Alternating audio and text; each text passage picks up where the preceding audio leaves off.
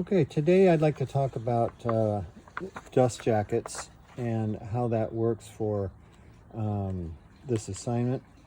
And I've picked 3 different types of books to talk about it. I picked an academic book here, The History of Graphic Design by Philip Meggs. I picked a novel by Kurt Vonnegut, Bluebeard, and the autobiography by Michelle Obama called Becoming. And so I think I'll start with that one, the Michelle Obama book first. And notice I've picked jackets or books that have jackets where the covers do not have abstract symbols. And of course, for your assignment, you will have that. And I've done that to a certain degree on purpose because I want you to think about symbols first as we've talked about them and on your own, and not be persuaded too much by what you see as someone else doing exactly that thing. So instead, what we're talking about is what kind of information should be on a jacket, regardless of the type of book that it is, and in other cases, what is specific to the type of book that it happens to be. So all book jackets have these 5 panels. And so when I talk about that as 5 panels, I'm referring to the back inside panel, the back panel, the spine, the front cover panel, and the inside front flap. And so let's look at what information is on that. So I'm going to start with the outside flaps first. And the outside back flap, or the inside back flap I should say, in this case, because it's an autobiography, it tells us a little bit about who this person is. And so it's just in general, it's not written by her, it's just a general description of who that person is. It has a website address for the book. It tells us where else this book could be purchased as an ebook, as a large print edition, and it's also on audio. What's kind of interesting here is that the audio version is on Penguin Random House, where the publisher for the actual book is Crown Publishing. So on the back panel, this information at the top would vary according to the kind of book that it is, and certain things like the publishing company's their standard procedure or their house style. But down here, the publishing company, we're going to see that information is a part of every kind of book jacket, whether or not it's an autobiography. And so in this case, it's Crown Publishing, where they're located in New York, their website, and that it's printed in the U.S. So if I go to the front inside panel, so this one, since it is, again, an autobiography, it has a little bit of a title at the top here for this information. And then it basically is an excerpt from what's inside the book. It's the paragraphs exactly as they're written inside and pulled from the book. And that's what happens here on the outside on the panel. So the back panel itself has more information about the author, about Michelle Obama, and it's from the preface of the book. And so I guess right away we can see that most of the information on all the panels is specific to the author because, again, it's an autobiography, so that makes a lot of sense. And this back here, it's from the preface of the book. It's just pulled directly from the book, kind of introducing what the book is about. The back, and then in addition to that, on here though, which would be specific to this kind of book, an autobiography, but then we have the scan barcode on the back, and we're going to see that on, I think, every book jacket. Then the back spine, we have the title of the book, Becoming, the author's name, Michelle Obama, and the publishing company. In this case, the publishing company's logo is a typographic one, so we see it like that. Notice the orientation of the text that it's written from top to bottom. So if we turned it this way, we'd read it. So that's a convention that we'll see on all books. The front cover, a photograph, the title of the book, the name of the person. Okay, so now if we look at this book as a novel, so again, we'll see the 5 panels. And the back panel, in this case, actually I'm going to talk about the front cover first on this one. So Kurt Vonnegut is an author who is someone who they're so well known, and the name of the author itself becomes a major selling point. So if you or I wrote a book, then we don't have that stature quite yet. And so nobody's going to know us. They're going to be more interested in the subject that we might write about. And so typographically, we would treat the title of the book or the content of the book much more prominently. In the case of Kurt Vonnegut, that's not true. So a lot of people will buy a Kurt Vonnegut book simply because he is the author.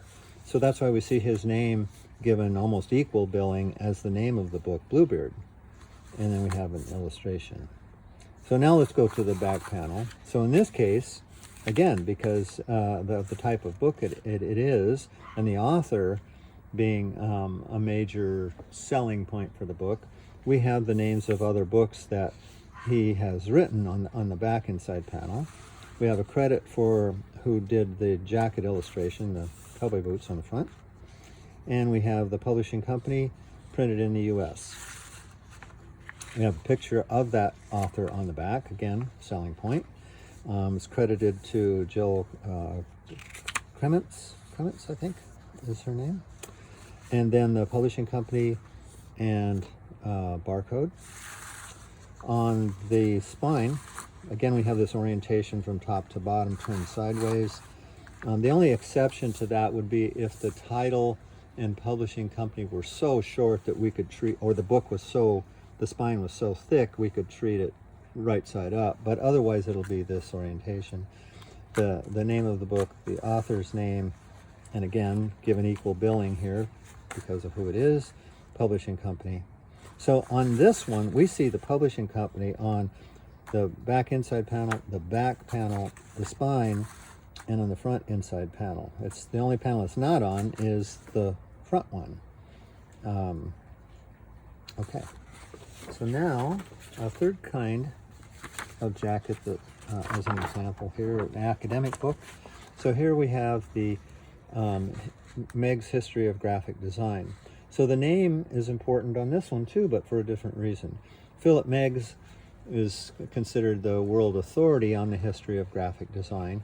So the name of the book actually is telling us who the author is, the main author, but it's also as a different kind of selling point. You know, he is the authority, so if you wanted to buy a book on the history of graphic design, you would look for something that had his name on it.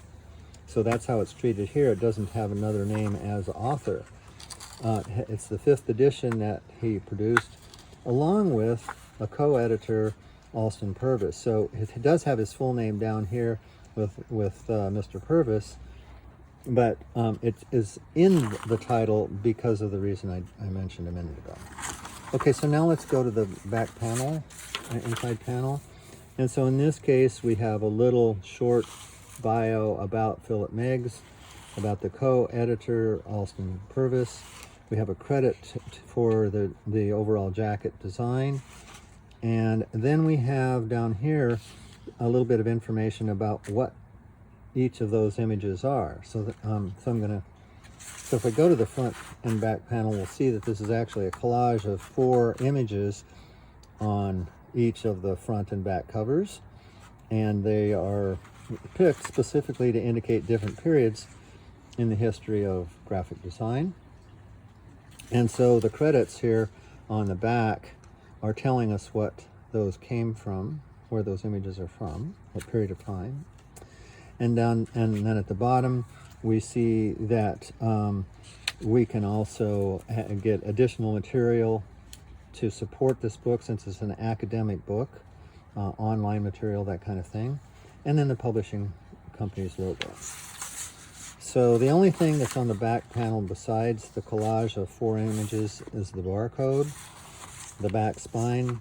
Here is an example of where the title and everything is treated right side up, because they're short words and they can be stacked.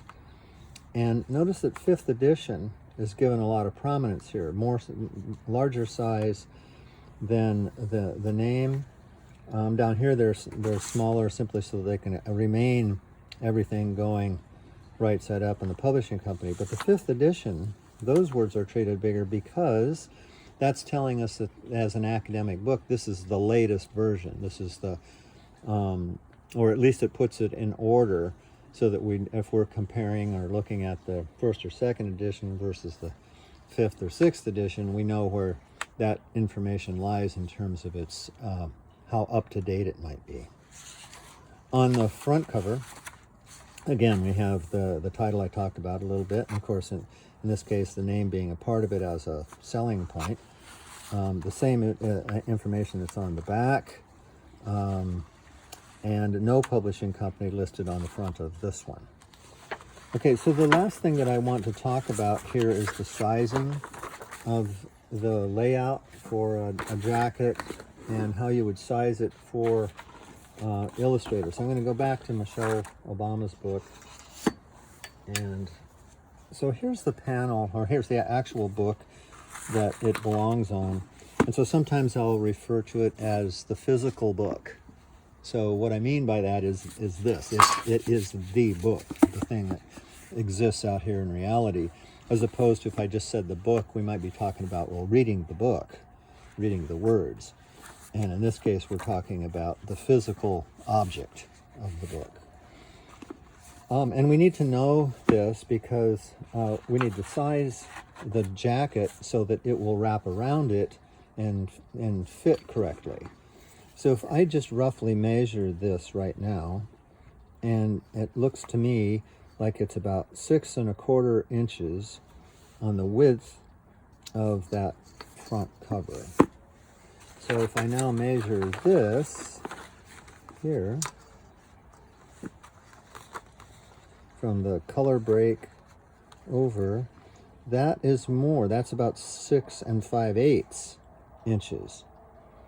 And the height should be the same. So this is 9 1/2 inches here, and this is 9 1/2 inches there. So the reason is that the jacket, why it's the same, of course, is that it doesn't wrap over the top or the bottom of the book, but it does wrap around horizontally. So we have to measure enough so that, or size it so that it will account for the thickness of the book board. And in this case, this book board is a little over 1/16 of an inch, which is kind of thin, actually. If we look at the Vonnegut book, for example, this one is 1/8. And I believe that the History of Graphic Design book is also 1/8. Yeah, it's also 1/8, so it's thicker. So the Michelle Obama book happens to, just for whatever reason, be a little bit thinner. Whatever that thickness is, though, you have to account for it in sizing your layout so that it will wrap around the book correctly. There's one other point that I want to make here, and that is, if you notice on this particular cover, things are, what's on one panel or the next, it's a separate image or separate text. Nothing flows from one to the next, except for this little idea here that, see what the fold is on this cover? Like this, the background color, it wraps around and extends into the inside about 3/16 of an inch.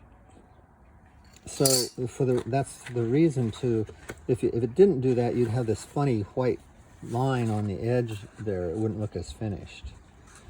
And so it goes around like that. Now if we look at, I didn't put, oh yeah I did. So this one, the Kurt Vonnegut book, this is an example of of an image that actually extends across all 5 panels, or four of the 5 panels. So it wraps around that little bit on the back panel, just like the Michelle Obama background color did. But then that red band goes across all of the other four panels. So that's a minor example of something extending all the way across. The advantage of bleeding or extending an image across is that you don't have to worry about folds occurring in a good, without accidentally creating a little white gap, I guess, between the image and whatever the next panel is. So you can wrap the image, or you can separate them by panel. If you separate the images by panel, like this is an example of, you do need to wrap whatever's on the front and back cover, that background color or image, about 3/16 of an inch into what will be the back inside panels. The last thing maybe I'm going to mention is, because I see this happen a lot, is the width of the inside panels.